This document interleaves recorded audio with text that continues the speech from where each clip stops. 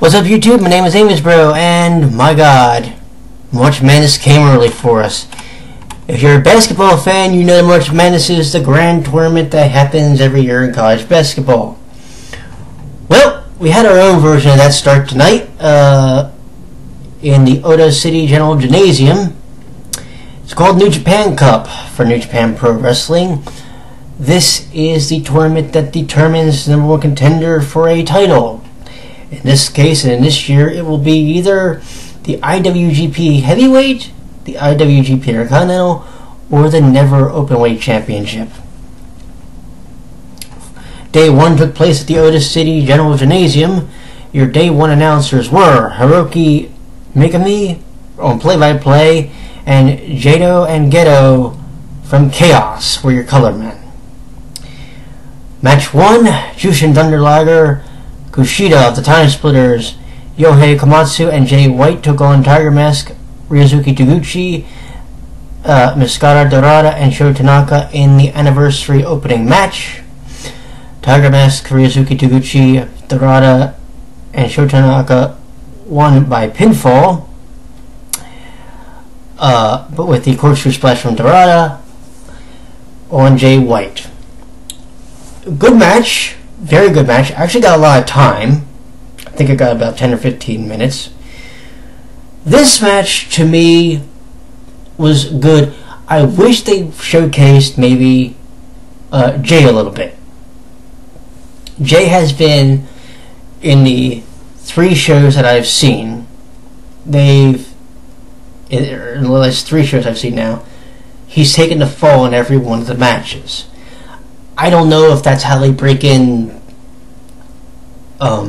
new wrestlers like Jay or what, but it's very interesting to see that that's the route they've taken as far as his development. So we're going to have to wait and see how that turns out. But it should be interesting to see in the future what goes on with Mr. White. Then we get to a tournament match. It was interesting. They did it like this. Match 1 was a tag match. The next 4 were tournament matches, and then they did a match, another tag match to break off those matches.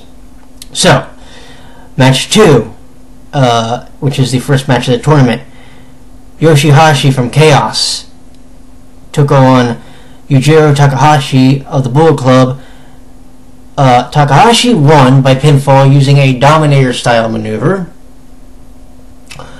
And I'm going to say this. He's not a bad wrestler, and neither is Karl Anderson. I'm going to talk about him when we get to his match. But my only issue with Takahashi is he's from the Bullet Club. If he wasn't, I might have had a better opinion of him. Who knows? But he beat Hashi in a very good match, actually. I wish I got a little bit more time. But he wins by pinfall using a Dominator-style maneuver. Match 3. Members of the Great Bash Heel took on each other as Togi Makabe took on Tomoki Hanma. I can't pronounce the name, I apologize. And Makabe won using his knee drop off the top, and these two literally just beat the hell out of each other. That's all I'm going to say. That's all needs to be said. The next 2 matches were interesting because, get this, had 2 of the men won, they would face each other and their tag team partners. Well, guess what's going to happen? Satoshi Kojima took on Katsuyori Shibata in match 4, and Shibata won using his penalty kick. And I'm going to say it now, so let me. Shibata is one of my favorites in New Japan. Period. There is something about his martial arts style that to me lends itself very well, and he's a very good brawler. I think he could go for any of the titles should he win the tournament. And not only challenge but win. So it's going to be interesting. I don't know which he would go for, because like he could go for the Never Championship and be a very good brawler, and you probably hold on to that for maybe a year or two. He could go for the Intercontinental and damn sure give Nakamura a run for his money, or he could face AJ Styles and more than likely kick his head off. However, to do that, he's going to have to face his tag team partner, as Hiroki Goto took on Mr. IWGP, Yuji Nagata, and Goto won with a move which reminds me of Matt Morgan's Elevator, which is that suplex that goes into a side slam. So, it was a good match though. I actually thought for a time that it was going to be Nagata going on, and if Nagata had won, I thought we were going to see another good match between Shibata and Nagata. That would have been great. I've seen Goto and Shibata go at it. Matter of fact, it was one of the first matches I watched in New Japan, and they beat the fuck out of each other. There's no two ways about it. They're high school buddies, so how is this match going to work for them? You know what I'm saying? It's going to be interesting to see how things play out over the course of the show, or over the course of the tournament, and to see this match now have to take place. I'm looking forward to Sunday just for that match alone. Then we have our break matches, I like to call it. We have a 6-man. Shinsuke Nakamura, Kazushi Sakuraba, and Tomohiro Ishii took on Hiroshi Tenzan, Manabu Nakanishi, and Captain New Japan. Captain New Japan took the fall, brainbuster by Ishii. Very good match. Very, very good match. It did get a little out of control. One story they told really interesting, in a very interesting manner, was if Chaos, in other words, if Ishii and Nakamura and Sakuraba got the advantage, they were able to single whoever the opponent was in the ring, and they basically beat the living hell out of them. They ganged up on them, and they told that story so well that you almost thought for sure that it was too good to be true and the other team was going to come back and win. No. They managed to cut them off, keep them separated, and they ended up winning the match. I was kind of surprised. I wonder sometimes, though, in a way, are they protecting are they protecting Nakamura? Because Nakanishi had Nakamura in his torture rack move, which he used to win in Okinawa. And I'm thinking, it wouldn't hurt, especially if you're going to set up a challenger before the tournament's over. So like you could have a match where he puts over Nakanishi, and then maybe he retains the title against him, but at least you have something for him to do, really. I don't know. I would have done that, but I'm not upset with the way the match turned out. It was actually a very good match, and I think it got a sufficient amount of time. Let me go ahead and say this right now. The next 4 matches, my God. Okay. Kota Ibushi took on Doc Gallows, and Tetsuya Naito took on Karl Anderson. Alright. Ibushi, as we know, challenged Nakamura for the Intercontinental title at Wrestle Kingdom 9. As we also know, Kota Ibushi lost that match. But in many respects, he showed that he could go against the heavyweights. How the hell do you go against a guy as big as Doc Gallows? Well, he showed how you do it.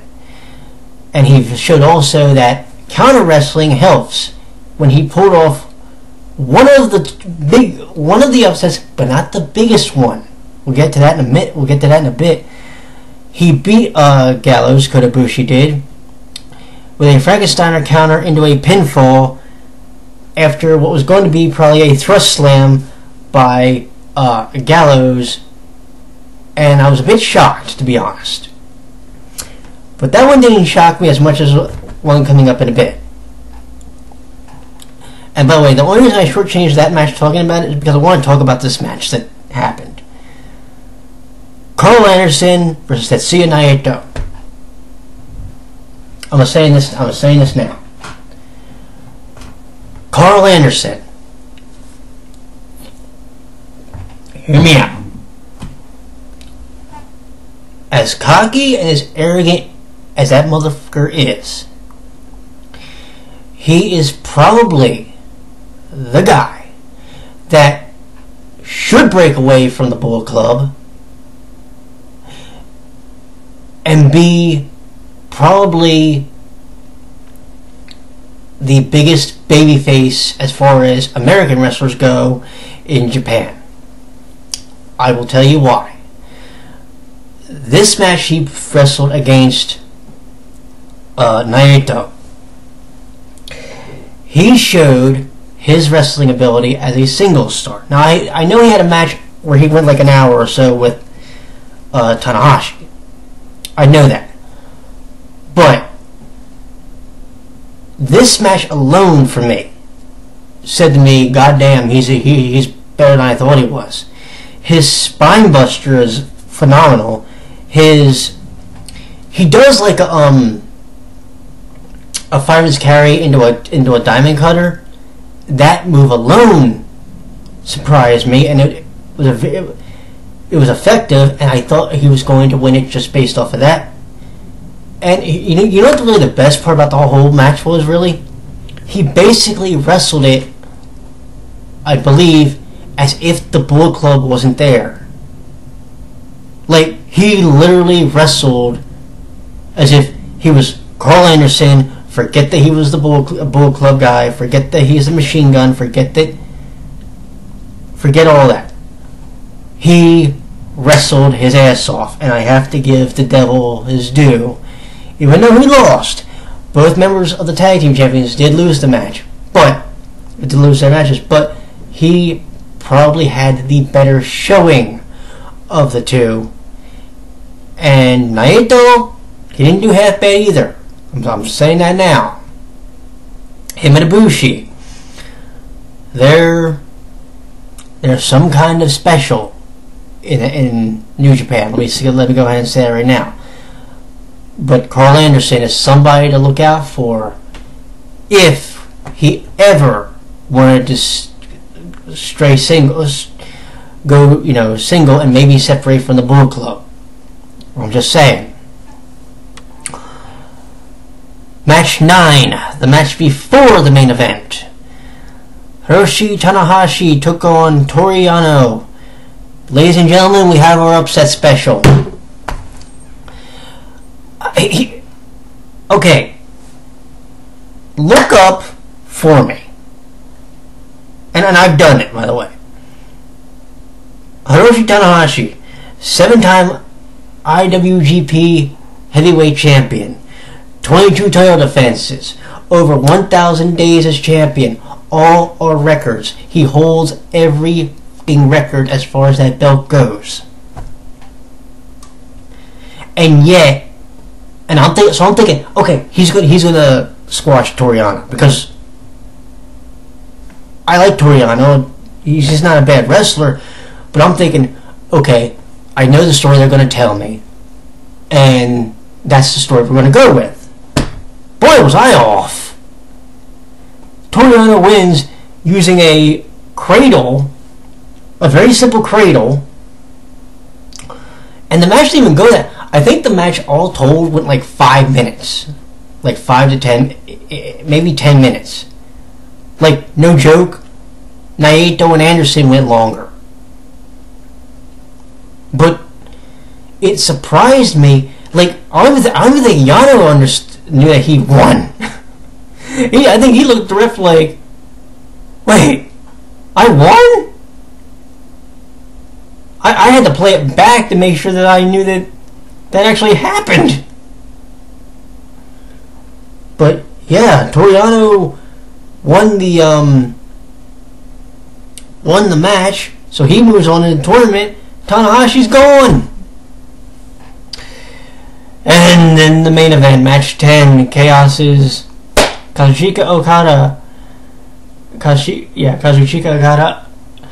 took on Bad Luck Fale, and Bad Luck Fale wins by pinfall with the Bad Luck Fall. Was I surprised to see Bad Luck win? A little, but only because I think literally every match that I've seen him participate in, he hasn't won yet. This was the first one that I literally saw him win. Now, mind you, I don't watch every New Japan show, so it was interesting to see him win the match. I thought maybe they would have Okada win and then have the only surviving member be Yujiro, you know, Mr. R-rated. So to see that they had Bad Luck win was interesting. I'm not mad that he won. I think it's going to be an interesting story now, because you lose Nagata, Mr. IWGP. You lose the guy who's basically New Japan's Hulk Hogan as far as number of IWGP title reigns and stuff and such. You lose the Rainmaker. And now you have Kota Ibushi and Tetsuya Naito. They're going to be in this tournament. Still, you're going to have Bad Luck Fale. You're going to have, the match we know is going to happen is Goto and Shibata. You're going to have Makabe, and you're going to, matter of fact, hold on, let's go over the bracket as we have it here. Ready? So here's literally what we have left as 8 became 4. We have Toriano, who, yeah, here, I said it was 5 minutes. It was actually shorter than that. The match went 2 minutes and 47 seconds.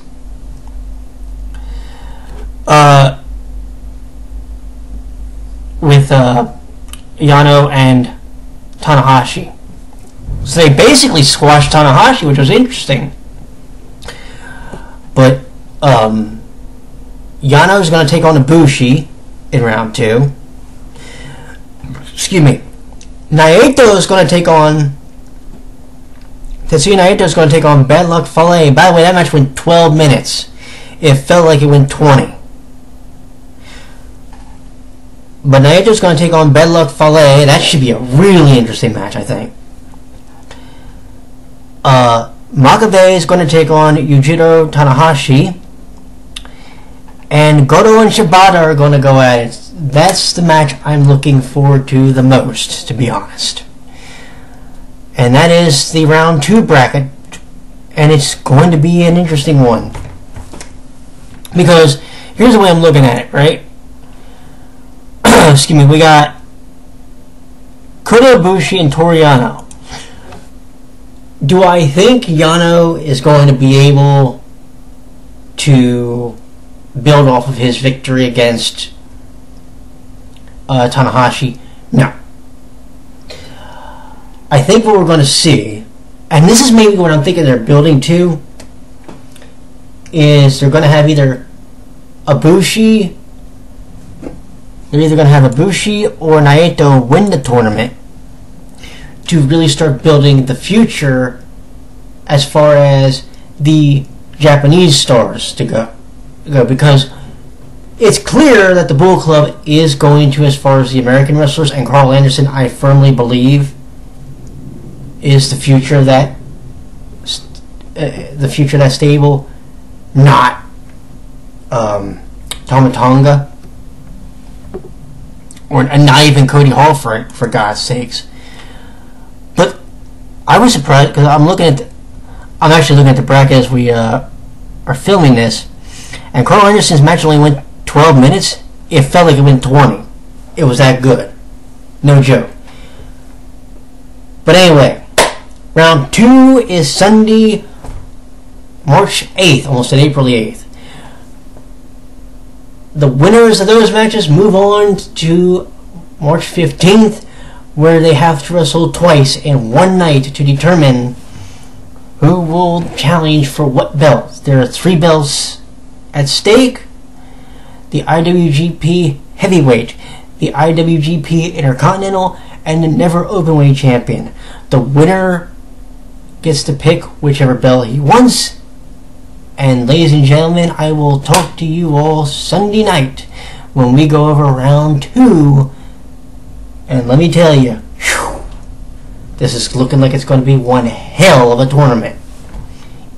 So I will see you Sunday night. Take care, gang.